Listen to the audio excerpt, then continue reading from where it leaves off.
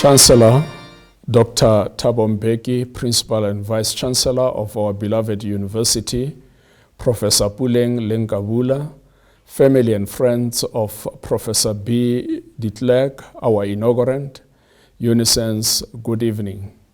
My name is Ramahwai Mahano and I am the Acting Vice Principal, Teaching, Learning, Community Engagement and Student Support. On behalf of the University Council and the Principal and Vice Chancellor, Professor Puleng Lenkabula, it is indeed with the greatest of pleasures that I welcome you all to this inaugural lecture, which is hosted online due to the restrictions imposed on our lives by the COVID-19 pandemic. Nonetheless, we want to appreciate the inaugurant, Professor de Clercq, for attaining the pinnacle of academia, the professorate. Today, we are delighted to have the opportunity to listen to the story of her academic journey to this end. Ladies and gentlemen, it is important for me to also recognize and appreciate the presence of colleagues from the College of Accounting Sciences and the broader university community. In particular, it is my honor to acknowledge and appreciate the presence of Dr. Moses Hlongwane, the Acting Executive Dean of the College of Accounting Sciences, who will introduce Professor de Clercq in a somewhat detailed manner. After Prof. de Clercq has presented the lecture, Prof. A.P. Swanepoel, Acting Chair of the Department of Taxation, will give a response. In addition, it is important that we also recognize and welcome Prof. de Clercq's family members, friends, and associates to this important lecture, who in one way or another may have contributed meaningfully towards her academic journey. Please know that you are heartily welcomed. One of the primary responsibilities of a university such as ours is to play an important role in knowledge creation and advancement, which contributes meaningfully to the growth and enhancement of the economy, and to that end, we are reliant on the professorate. That is why we are so excited when a colleague, such as in the case of Professor de Clercq, attain the rank of a full professor. Ladies and gentlemen, it is now my privilege to request Dr. Hlongwane to introduce Prof. de Clercq.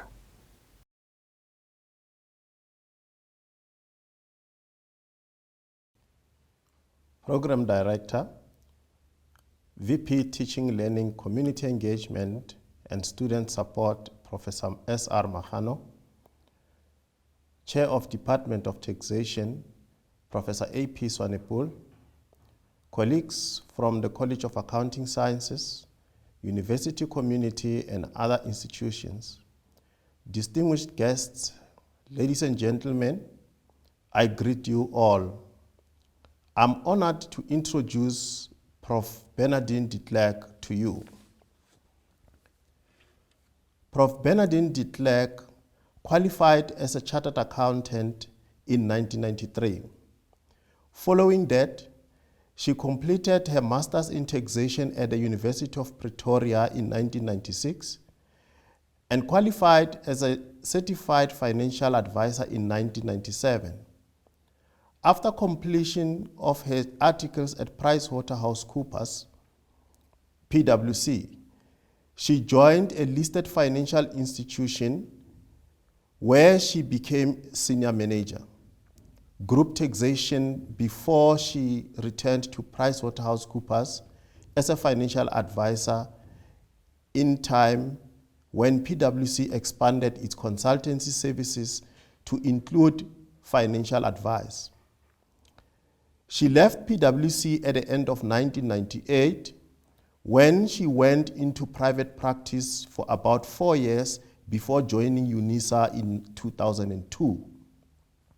After a brief interlude in the Department of Financial Accounting, she was appointed as the senior lecturer in the Department of Taxation, responsible for deceased and insolvent estates.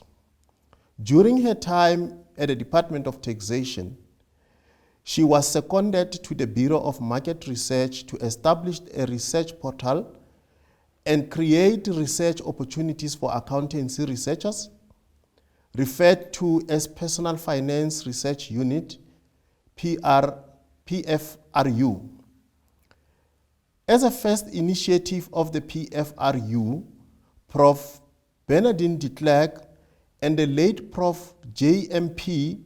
Venter established a research support environment for supervising accounting academics interested in this domain. Initially, 19 College of Accounting Sciences staff members enrolled for the initiative. Several staff members have resigned or left the program during the first year, but at last count, 13 CAS members have obtained their postgraduate qualifications, which include three PhDs due to this initiative.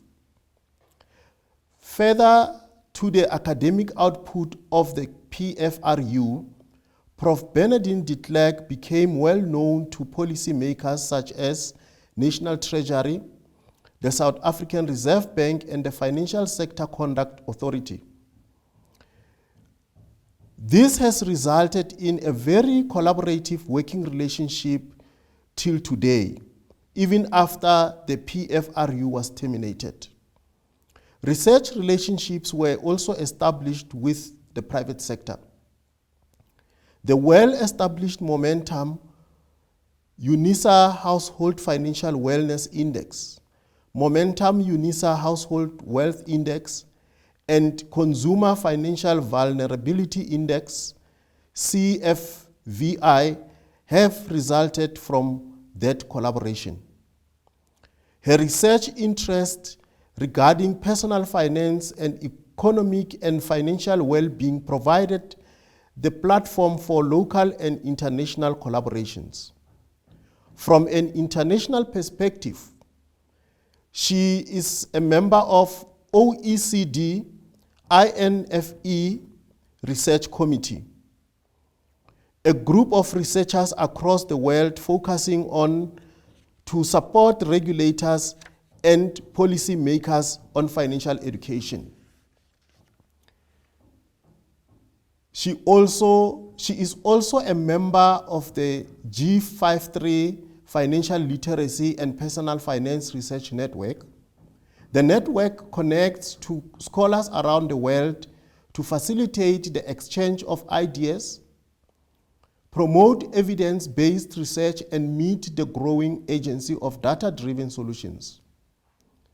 Furthermore, she is a research fellow at the Center of Household Assets and Savings Management at the University of Birmingham in UK, and a research associate at the Westpac Massey Find ED Center at the University of Massey in New Zealand. She also recently received the Aston University's International Visiting Scholar Award.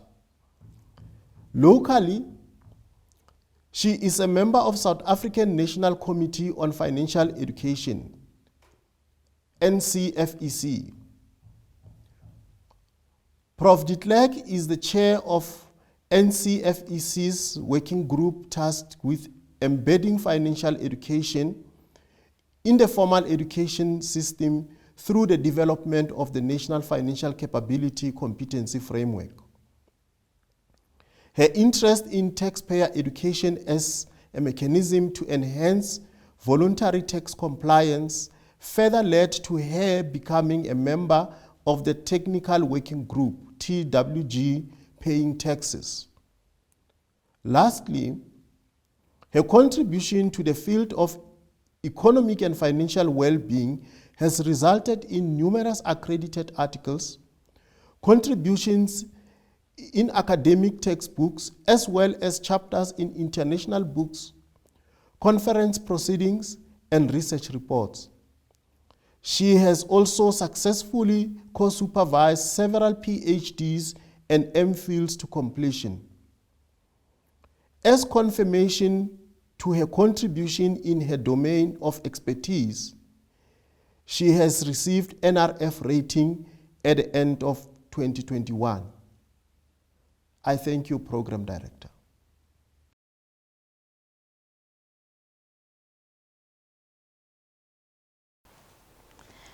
Professor Mkhwana, Acting Vice Principal, Teaching, Learning, Community Engagement and Student Support. Dr. Khulani, Acting Executive Dean, College of Accounting Sciences. Professor Swanepoel, the Acting Chair of Department of Taxation, College of Accounting Sciences. Colleagues from the College of Accounting Sciences, the broader UNISA community and other institutions. Friends, associates, family members, distinguished guests, ladies and gentlemen. I wish to greet and welcome you to this inaugural lecture. I am deeply humbled by your attendance of today's occasion, which marks my formal acceptance to the professorial ranks. I am also sincerely grateful for UNISA's recognition of my scholarship. Looking back at my 20 years at UNISA, it is with great appreciation that I want to thank several individuals that have made a huge impact on both my professional career and my personal life. However, before I start acknowledging these individuals, I firstly want to thank my Heavenly Father for the grace and blessings He has bestowed on me to be standing here today. All glory goes to Him. If time allowed, I would have liked to use this opportunity to acknowledge all the individuals who have played a significant part in my research career. However, not wanting to keep you here until morning, please allow me to acknowledge just a few. Firstly, I want to acknowledge my husband, Anton de Clercq, for being my best friend and greatest fan over the last 30 years. Thank you for believing in me and supporting and loving me through this journey. My two sons, Gerard and Hubert de Clercq, I am so proud of the young men you have become, and thank you for your patience, love and support. My parents, Henny and Marie Hubert, and Gert and Elise de Clercq, for your unwavering support and love. To Professor Karel van Aert, Mr. Johan van Tonner, Ms. Jacqueline Meyring, Dr. Martie Poel, and the late Professor Jan Venter for your invaluable contributions to my research career. My academic mentor, Dr. Charmaine Williamson, for all those Charmaine moments. My international co-researchers, Prof. Andy Leimer, Prof. Carmela Priya, and Prof. Adrian Sawyer. My colleagues from the Department of Taxation and the College of Accounting Sciences for supporting all my endeavors over the years. I know I can be quite a handful, but I truly appreciate your support. My colleagues from Momentum and the Momentum Metropolitan Foundation for the very rewarding and inspiring collaboration. And lastly, but not least, my postgraduate students. I have learned immensely from all of you. I am looking forward to share with you an overview of my stewardship up to the present, but also to provide a sneak preview of the next phase of my research journey in this inaugural lecture entitled Determining the Personal Finance Ecosystem Through a Living Lab Approach. As a young academic coming from an accounting practice, my research journey started with a huge deficit in terms of formal research exposure, and being involved in research was not something the accounting fraternity was known for. However, my colleague and friend, the late Professor Jan Venter, and I decided that we will take on this new challenge. But as true accountants, we needed a checklist or standard against which to measure or evaluate the research. We therefore organized a training workshop with our colleagues from the Bureau of Market Research, and they kindly agreed to assist our department in developing some research skills. And through that intervention, I produced my first research output in 2007, focusing on some of the tax compliance burdens or barriers small business owners face. Through this introduction to research, I became exposed to a world unbeknown to me, as our training up to that point was highly discipline orientated. That is, very technical, with no exposure to the world of research. Although my first steps in research were focused on tax compliance, my qualification as a certified financial planner, coupled with my chartered accountancy degrees, led me to embark on a long-standing multidisciplinary research journey focused on personal finance, contributing to the economic and financial well-being. For the purposes of this presentation, I have named it the Multidisciplinary Research Agenda. Personal finance, also referred to as consumer finance, has been defined as a research field that studies how financial institutions provide products and services to meet financial needs of consumers, how consumers make financial decisions, how government agencies regulate financial institutions and protect financial consumers, and how science and technology help optimize the efficiency of consumer finance markets and improve social welfare.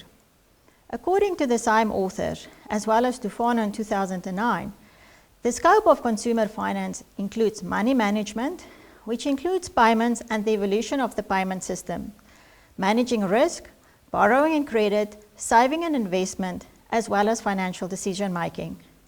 It furthermore also covers topics broader than the traditional function, which includes topics such as fintech, financial capability, demographics, family relationships, and human development. This multidisciplinary domain therefore focuses on societal welfare that includes multiple interest groups such as businesses, consumers, governments, and other social organizations as advocated from an economist perspective. Business or accounting researchers are concerned about the interest of shareholders of businesses compared to the consumer science researchers who are interested in the well-being of consumers. I find myself somewhere in between these various perspectives.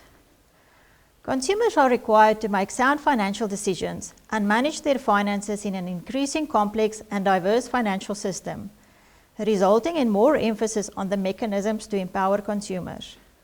These initiatives include national financial education strategies, legislation to ensure better consumer protection, data collection efforts to gauge the state of consumers and households' financial health, as well as a host of financial education programs to empower consumers to develop the necessary knowledge, skills, and positive behaviors. The support is provided across a spectrum of stakeholders, which traditionally include government, private sector institutions, and not-for-profit organizations. This also holds true for South Africa, as at a national level, several government institutions are focused on the state of consumer finance. For example, National Treasury is in the process of updating the 2013 National Strategy on Financial Education, and they have also been reforming the retirement environment since 2012 through tax and other legislation. Governance and oversight of the financial sector have also been refined with the introduction of the Twin Peaks model, which resulted in new legislation such as the Financial Sector Regulation Act and the Conduct of Financial Institutions, the Coffee Bill. From a consumer protection perspective, the Protection of Personal Information Act also came into play last year, and the Financial Sector Conduct Authority is also in the process of drafting standards for financial education to support the Financial Sector Transformation Code in order to have a transformed society. The private sector is investing in the empowerment of programs which allows for non-profit organizations to reach as many consumers as possible. In an attempt to ensure better collaboration between all these stakeholders in this very fragmented environment, National Treasury spearheaded the establishment of the National Consumer Financial Education Committee, NCFEC, in 2012.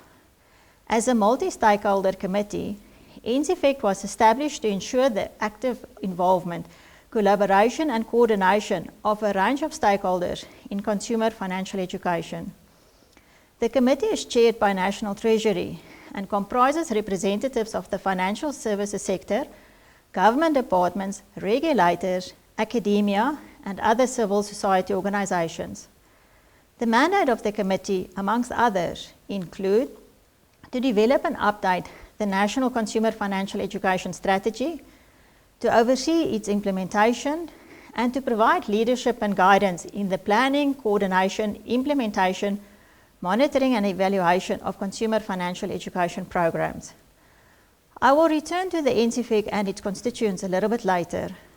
All these considerations that I have named above are about being financially active in a modern world which inevitably means that technology has to both drive and inform how people navigate these various dimensions.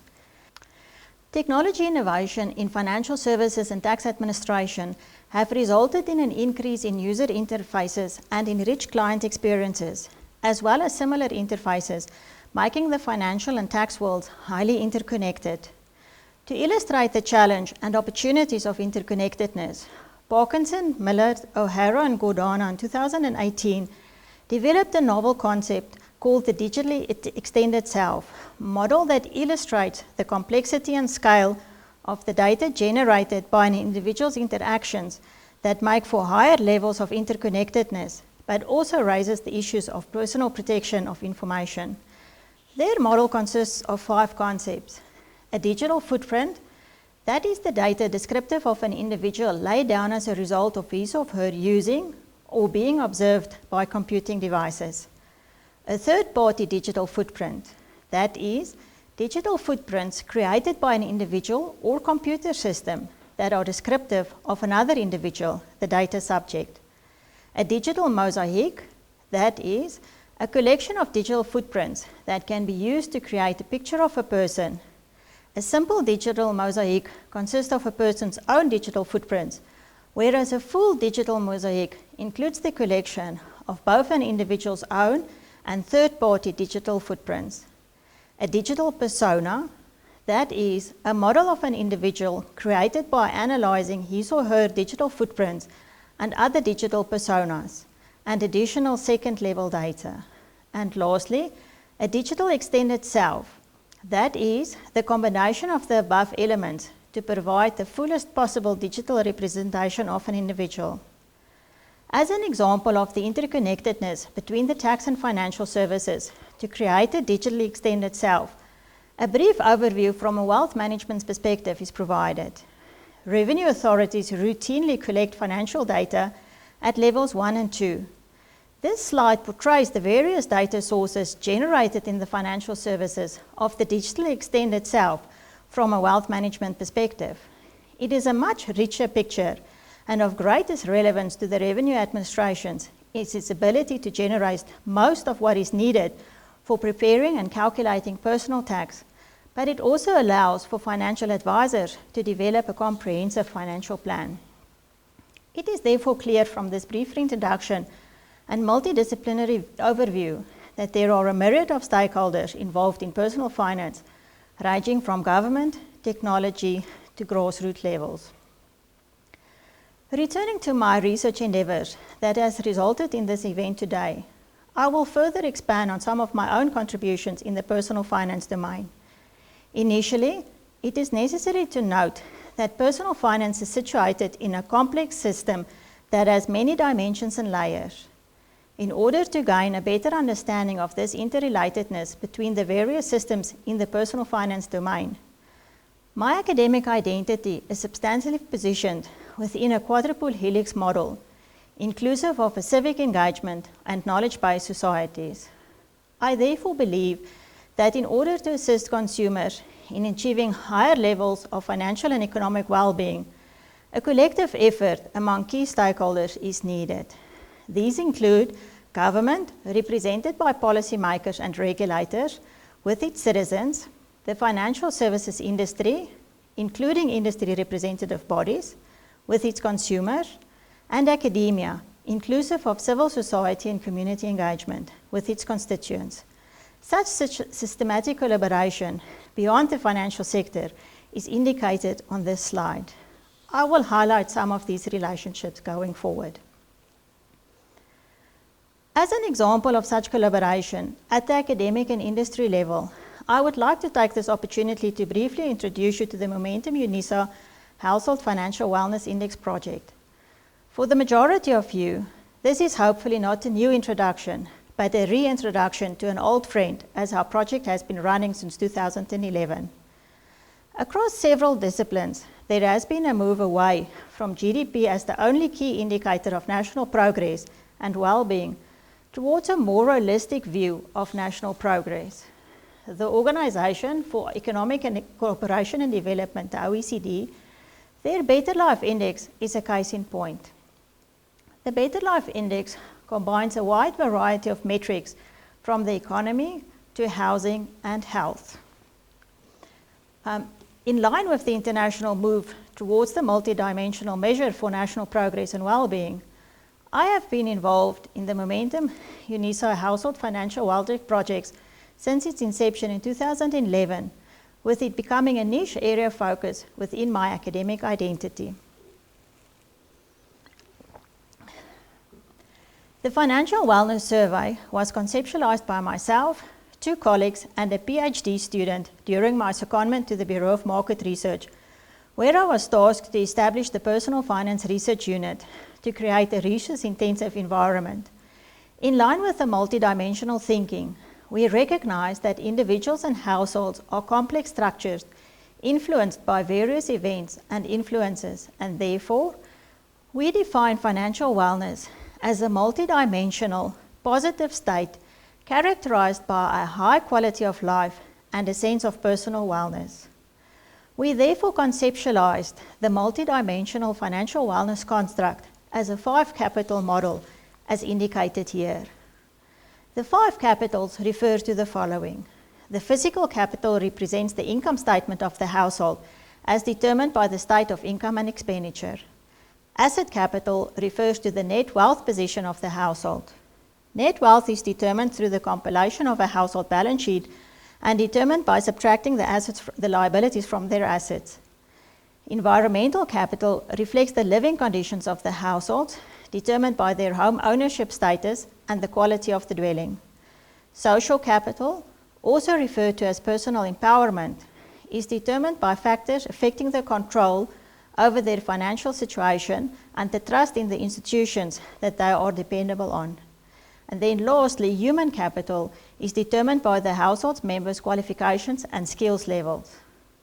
The Financial Wellness Survey is currently in its 11th wave, collecting distributional, economic and financial well-being indicators amongst approximately 2,500 households on an annual basis.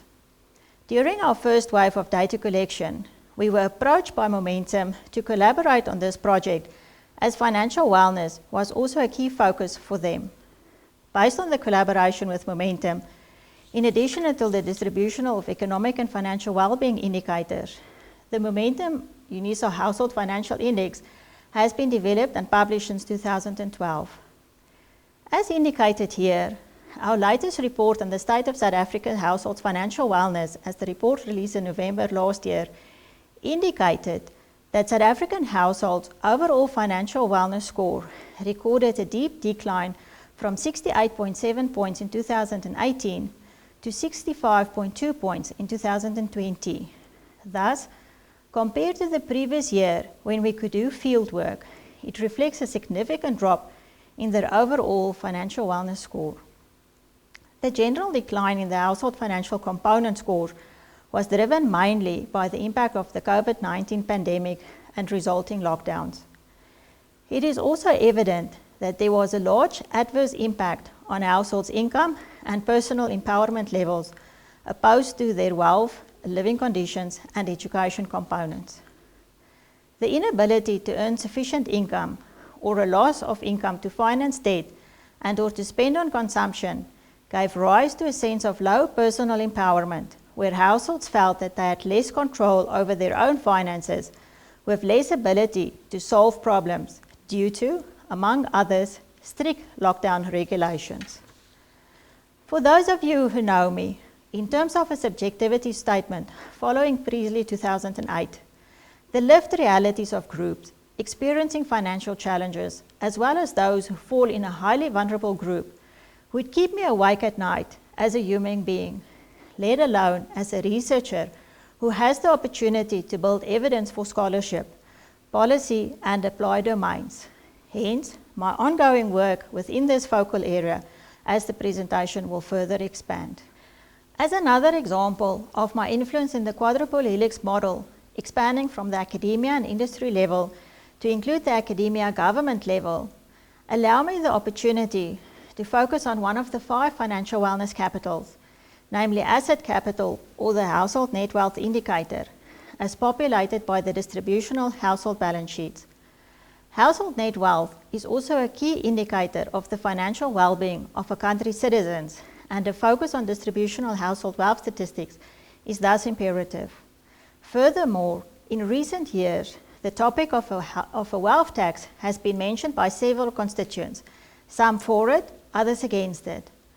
Also in line with the Constitution and Bill of Rights, especially for socio-economic rights and the ongoing democratization of our country, we require several fiscal policy initiatives that are focused on redistribution measures, as is particularly evident during the COVID-19 pandemic. The policy focus is, however, not only on short-term interventions, but includes the encouragement of short as well as long-term savings via the tax system through the retirement reform regime that started in 2012. Progress towards redistribution has been acknowledged as slow for various reasons. However, the World Bank did acknowledge our pioneer contribution towards distributional household wealth statistics as included in the Financial Wellness Survey by including the main findings in their Poverty and Inequality Report in 2018 that reviewed the drivers, constraints and opportunities to overcome poverty and inequality in South Africa between 2006 and 2015. Unemployment, poverty and inequality have been some of the key policy priorities, especially since the end of apartheid in 1994. But unfortunately, it seems we are not winning the battle, as South Africa still has one of the highest, if not the highest, level of inequality in the world. In the World Bank's 2018 report, it was noted that wealth inequality still remained high and has been growing over time. The share of household wealth held by the top 10% in the distribution was 71%, while the bottom 60% held 7% of the net wealth. The Gini coefficient for South Africa was the highest for the countries under review, reflected as 0.7. Similar statistics for OECD countries suggest that, on average, the top 10% of wealthiest households own 50% of total wealth, while the 60% bottom side own only 13%. Furthermore, the analysis also revealed that wealth inequality is much larger than income inequality, as indicated here. The bottom 60% of households account for only 12% of income, 70% of asset values, and 7% of net wealth. Conversely, the top 10% of households account for 55% of household incomes, about 69% of total household assets, values, and 71% of household net wealth. Richer households were almost 10 times wealthier than poor households and had much more financial assets and mortgage liabilities. Furthering my engagement at the academia government level and informed by the results of the Financial Wellness Survey, it became evident that households were not well informed on the value of their retirement benefits, a key fiscal priority.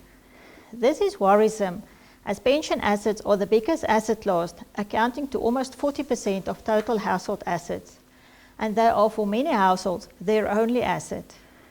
Given the high policy focus on assisting households to make sufficient provision for their retirement, Prof. Leimer, Mr. Ackelson from Treasury, and I conducted comparative research reviewing the tax regimes of retirement approaches of the South African and United Kingdom governments, as both had embarked on a harmonization or simplification effort with regard to the taxation of retirement funds in an attempt to improve household savings.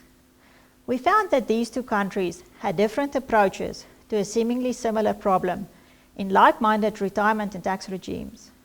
The study highlights how South Africa compels retirees to annuitize their lump sum payouts, while the UK government allows retirees full access to the retirement benefits.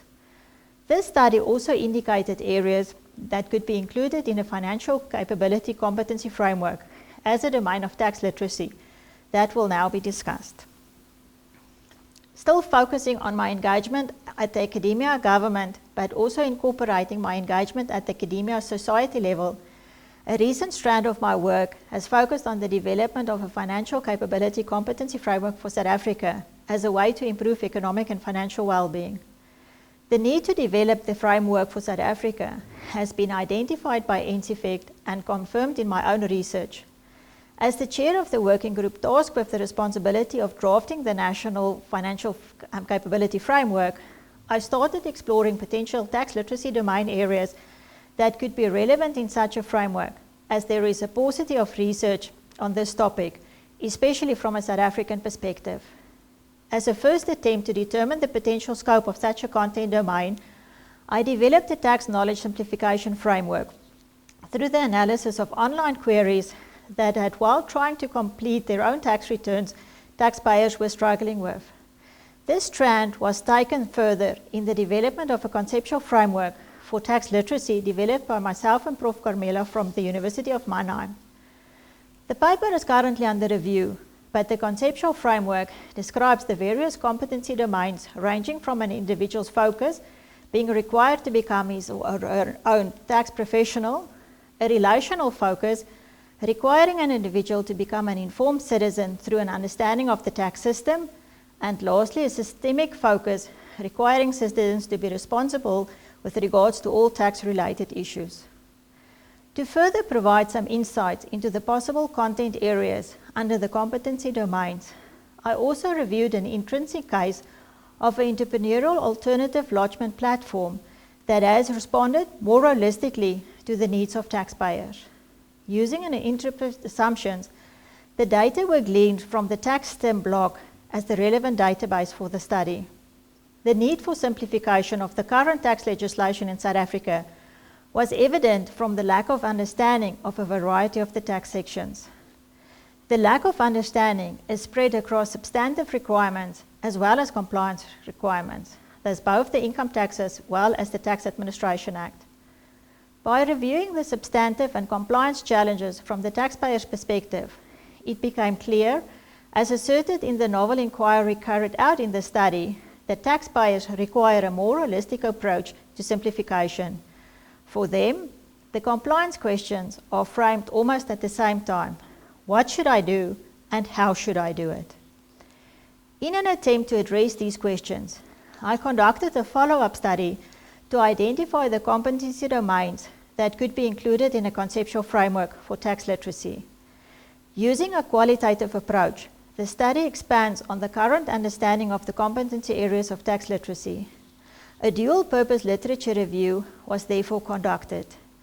The literature review first provided the body of knowledge that underpinned the study, and second, the key data concepts for the draft competency structure to determine whether there is consensus also at an international level. The literature review was further supported by an interactive qualitative analysis to present the concept of tax literacy from the perspectives of various national stakeholders in an emerging economy. Accounting and public finance educators from higher education institutions, as well as financial advisors as representatives of a profession with a direct interest in tax-related matters, were considered. This slide portrays the draft competency framework that I developed through this process. My work on the identification of the various tax literacy competency domains will inform the development of the National Financial Capability Framework, given that the domains were developed indigenously by taking note of the local context.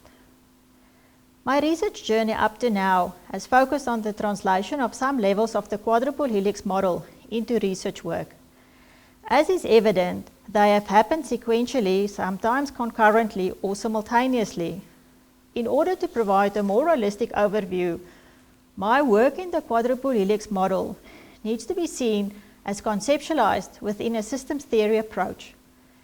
In order to gain a better understanding of all the stakeholders, systems and relationships involved in personal finance, I support the OECD recommendation that systems thinking should be considered for the potential analysis of global policy challenges in the 21st century, such as the triple challenges that South Africa is facing, namely poverty, inequality, and unemployment. The systems approach argues that better integration of real-world dynamics is gained by understanding the churn of the cross-sectional, multidisciplinary collaboration that is applicable in policy formulation. This is achieved by taking proper account of the crucial linkages between issues which have generally been treated separately within different specializations and scientific and institutional silos. This also holds true for the financial sector and fiscal environment, the two prominent systems in my field of research. Furthermore, as more wicked problems are emerging, the digitization of the economy, coupled with the digital voice of consumers, relating in more power to and voice to consumers, a siloed approach can no longer be sustained, especially in a country such as South Africa, with its high levels of inequality, low employment rates, sticky poverty levels, and the national budget on the tip of a fiscal cliff. In order to determine what the OECD refers to as the aggregate phenomena, it necessitates the identification of possible nonlinearities, evolution, interlinkages, tipping points, emergence, trade-offs, synergies, and other characteristics of the systems under review. This raises the question of what the boundaries of such a system will entail. The OECD states that a system can be defined as the elements linked together by dynamics that produce an effect, creating a whole new system or influencing the elements. My research, therefore, proposes the first draft of a system thinking informed conceptual framework towards a personal finance ecosystem for South Africa, as indicated here. In doing so, I furthered the work of Salikna, Hamilton, Noon, Marjolin, and Moore of 2020 on conceptualizing financial well-being through an ecological life course approach, and Batt, Williams, Bridges, Leiner, and Tavares 2021, who also advocated for the inclusion of systems thinking in competency framework development. Inspired by the Bronfer-Brenger's ecological systems theory of human development, the personal finance ecosystem consists of 4 interrelated environmental systems, namely the micro, meso, exo, and microsystem. The ecological system theory also proposes that the focus should include the person, relevant processes, the context in which the person is situated, as well as the time during which the system is being reviewed. Therefore, starting with the consumer at the center of the system to ensure the effectiveness of any intervention aimed at improving economic and financial well-being of consumers, it is necessary to know who that person is, what they know, do, and feel. The second layer in the ecosystem, namely the microsystem, reflects those closer to the consumer and how those relationships may influence their financial behaviors and financial outcomes. This talks to the process of financial socialization that recognizes the influence of parents and communities on the development of financial acumen. Moving on to the ecosystem, the issue of financial inclusion is relevant as it is necessary that consumers have access to appropriate financial products and services.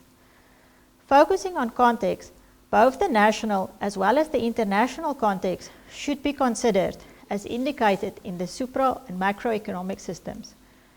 The COVID-19 pandemic and the current war in Ukraine are 2 examples of how supra-macro events can have an impact on customers in South Africa.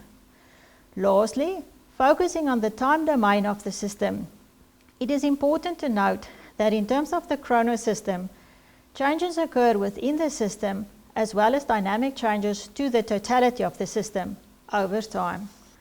Understanding the personal finance ecosystem underpinned by the quadruple helix model allows for collaboration and co-creation to take place between policymakers, market conduct regulators, tax authorities, academia, industry, professional bodies, students and civil society through a concept known as the Living Lab platform that will allow for multi-sectoral parties to provide their unique respective contributions, resulting in outcomes that are greater than the sum of its parts.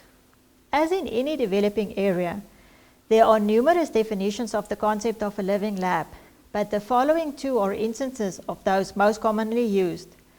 The European Network of Living Labs defined it as a user-centered, open innovation ecosystem based on a systematic user co-creation approach, integrating research and innovation processes and real-life communities and settings. and Westerland and Lebanon in 2011 define it as a physical regions or virtual realities where stakeholders form public-private people partnerships of firms, public agencies, universities, institutes, and users, all collaborating for creation, prototyping, validating, and testing of new technologies, services, products, and systems in real-life context. Grief Davita, Lebanon, and Westerland in 2021 describes the Living Lab platform as an opportunity for providing shared resources that allows for the collaboration of a variety of private and public stakeholders to gather, create, communicate, and deliver new knowledge, validate existing products, services, and processes, facilitate professional development and social impact in a real-life context. Such platforms enable the co-creation process between universities, large organizations, small and medium enterprises, startups, and users, as well as other stakeholders. In other words, Living Labs assume the working of a quadruple helix model that allows for the collaboration between business, research and education, public administration, civil society, and the ultimate users. They provide various stakeholders with the opportunity to share experiences and to facilitate broader processes of policy learning and knowledge dissemination.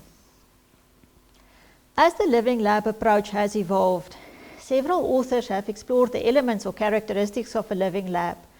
Some of the more common characteristics, as identified by Zanetti and Nola in 2019, are illustrated here. According to the authors, the characteristics of a living lab, as illustrated here, consist of multi-method approaches. There is no single lab methodology. All living labs combine and customize different methodologies to best fit their purpose. User engagement. The users are involved at the beginning of the process, and this is key to success. Co-creation. The users become equal contributors rather than subjects of the study. They participate as co-creators in a co-design philosophy. Multi-stakeholder participation. Even if the focus is on the user, involving all relevant stakeholders is crucial. This includes representatives of public and private sectors, academia, and civil society. Real-life settings. The very specific characteristics of Living Lab is that the activities take place in real-life settings to gain a truthful overview of the context. As indicated, one of the key characteristics of the Living Lab is the living part. The activity should take place in real-life setting to gain a truthful as possible overview of the context.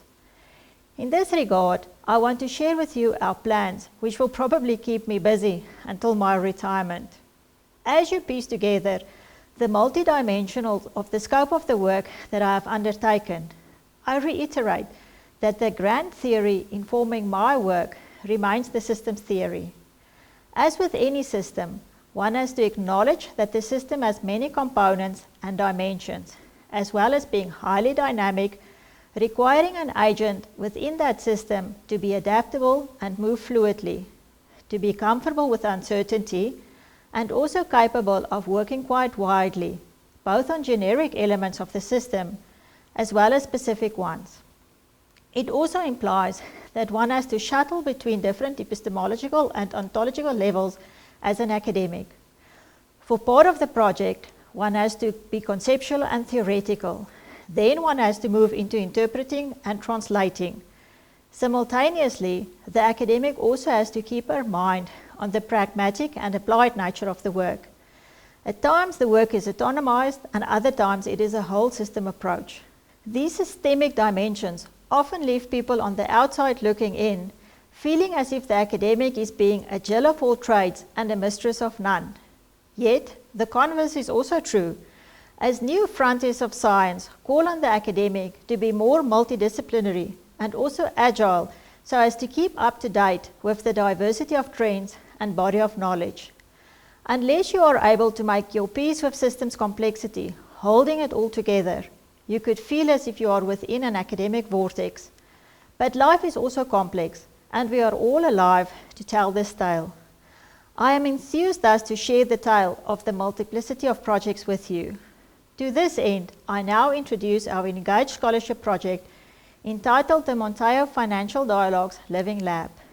In line with the academic industry level of the quadruple helix model, we have embarked on this Engaged Scholarship project in conjunction with the Momentum Metropolitan Foundation to develop a technology-supported online learning environment that will provide open access to the youth of South Africa through this Living Lab platform. Young adults are in a precarious period of their lives as they enter the world of work and transition from being financially dependent to being financially independent. The youth of South Africa is also one of the priority beneficiaries in a variety of national initiatives and policies. In addition to the development of the online learning environment, our project will also aim to develop open education resources that will be made available to others supporting this target audience. As indicated, Living Labs are characterized by collaboration between users and other stakeholders in real-life environments, as they allow for the establishment of open innovation networks amongst a variety of stakeholders, integrating both user research and open innovation. Focusing on the users and stakeholders, this slide provides a high-level overview of the potential experimental platform users and stakeholders that we envision to be involved in our project, as they have a vested interest in the economic and financial well-being of young South Africans. It is proposed that the Living Lab platform be developed as a holistic platform that incorporates taxation and financial planning assistance. The platform will require support from government, academia, industry, and civil society, but through the experimentation lens appropriate to a lab, all users and stakeholders will be included in the design, development, and implementation. Starting with the users, the youth of South Africa will be represented across a spectrum of attributes, but most importantly, selected based on having recently started working, as well as those that will be starting working soon. The potential users will be involved in the code creation of the content, but also sensitizing the rest of the project team to their realities. The platform will be developed by the youth for the youth. As per the quadruple helix model, it will also be necessary to move beyond the financial sector and engage with stakeholders from a broader spectrum.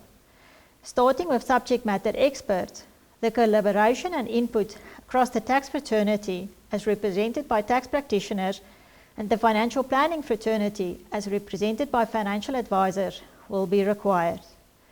Given the collaborative nature of the project, input from Momentum Foundation as well as the businesses will be obtained. However, a great opportunity for extensive collaboration on the relevant topic input as well as the confirmation of the personal finance ecosystem will be obtained via the Montaio team members' involvement in NCFEC.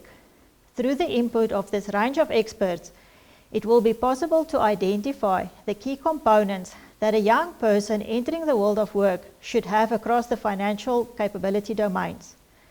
The insights gained from these subject experts will be overlaid with those indicated by the youth themselves, as it is also important to note from the youth's perspective that there is a risk that they don't know what they don't know.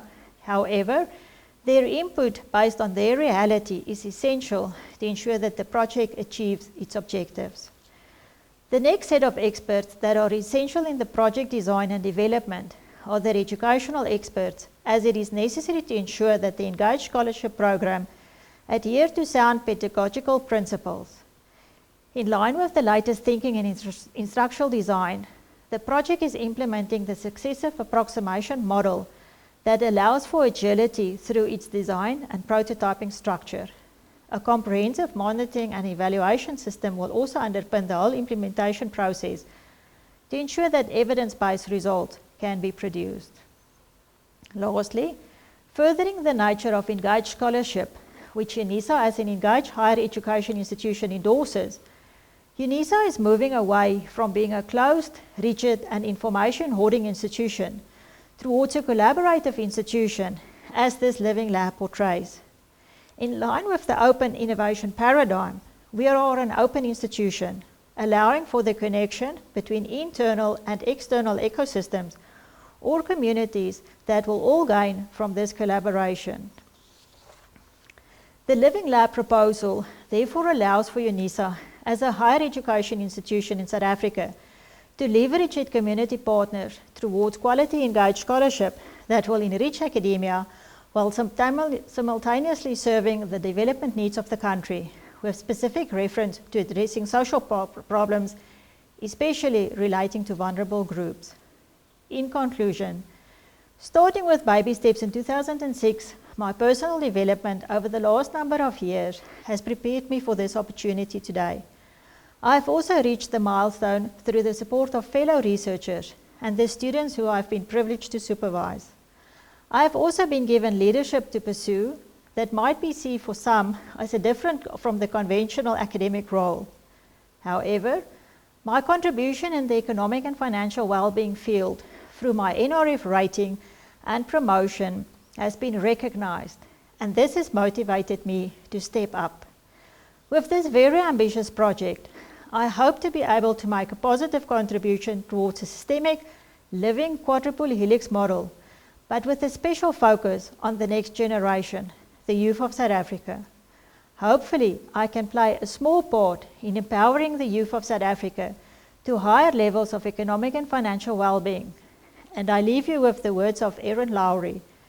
Financial health is a privilege that should be affordable to everyone, and it starts with being willing to have the conversations while also recognizing our own backgrounds and bias. Thank you very much.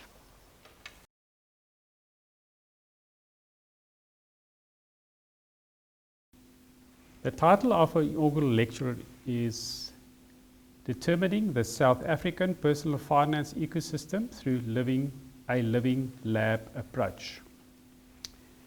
Professor de Clercq's academic journey started more than 20 years ago at UNISA, coming from practice. Over the past 20 years, she has grown into an established researcher and was rewarded with NRF rating at the end of 2021. Her first research publication in 2007 ignited the research fire in her, and she has added numerous academic publications in the next 15 years to her impressive research record. Apart from her academic publications, she has successfully supervised and co-supervised numerous M&D students to graduation. Her special interest has always been personal finance, and she has joined hands with international researchers to expand her research collaboration also internationally.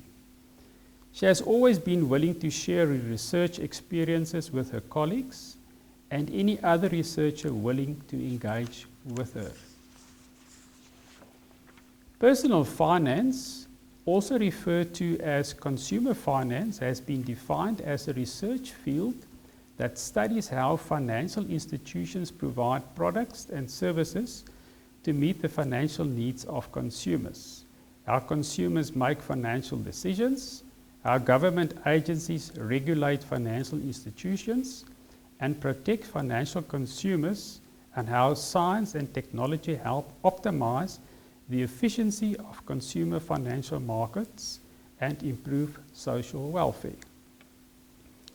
Professor de Clercq investigated the components of the multidisciplinary research agenda and the use of technology in the form of digital interactions between consumers and service providers.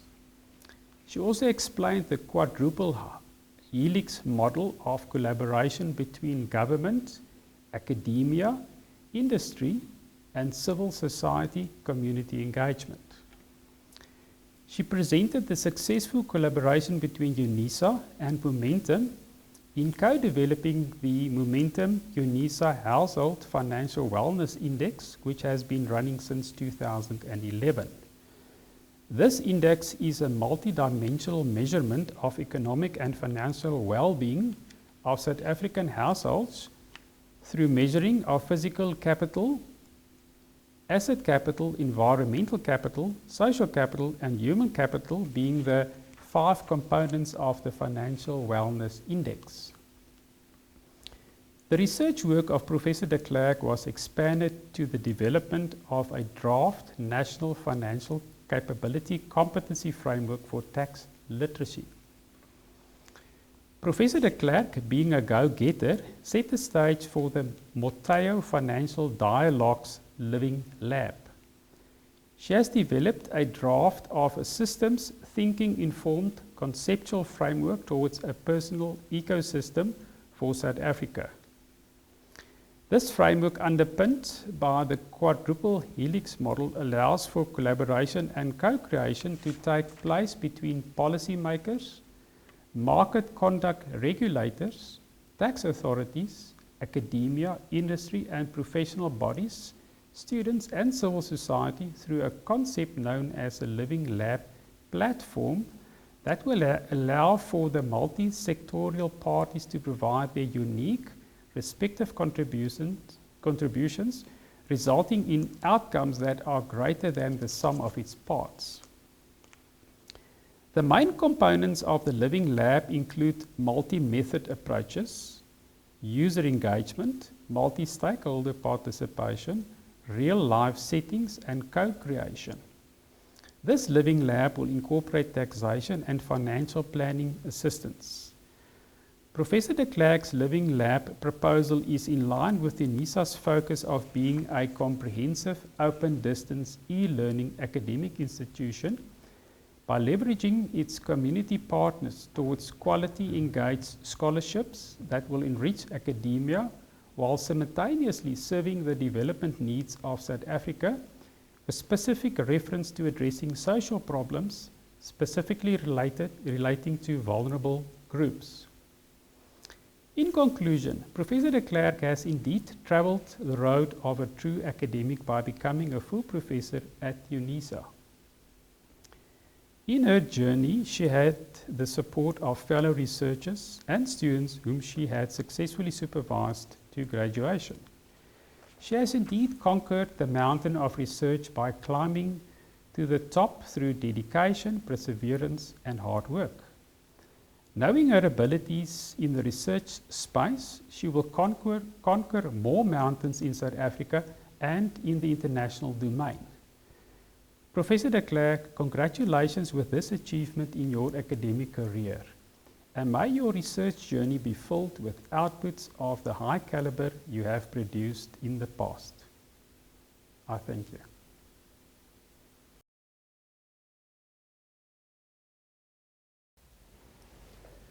Ladies and gentlemen, as we come to the end of the proceedings, it is proper that we express our gratitude and congratulations to Prof. de Clercq for a well-presented inaugural lecture. I personally found it to be informative and insightful in many respects. On behalf of the University Council and Senate, we welcome you, Prof. de Clercq, to the rank of professorate and implore you to make meaningful use of the recognition and privileges attached thereto. Ladies and gentlemen, as we conclude the proceedings, may I request you to join me as we congratulate Prof. de Clercq by writing congratulatory messages on the chat platform. I thank you.